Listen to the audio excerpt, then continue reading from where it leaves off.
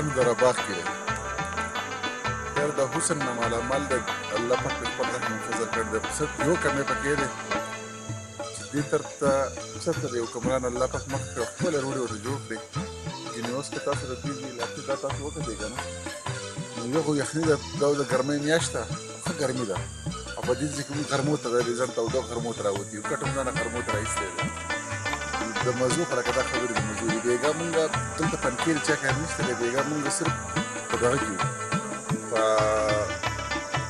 کمبلو کې مونږ بسترو کې خټۍ یخه شپه. اوس هم خټۍ ته یخني ده، ښه غرمو ته راووتو، اوس به غرمو ته ګرم ګرم شي، اوس به ځان په تاوده کړو. او په سوات کې غیر چاپېره خلک چې دي هغه به ځان اوس په دې ټیم کې یخوي که نه، چا به ځان ته کولرې لګولي، چا به پنکې لګولي، چا به اکسیګان لګولي. او دلته نه پنکه او نه په ایس او کولر خو تصور نشته، او پنکه پکې د سر نشته.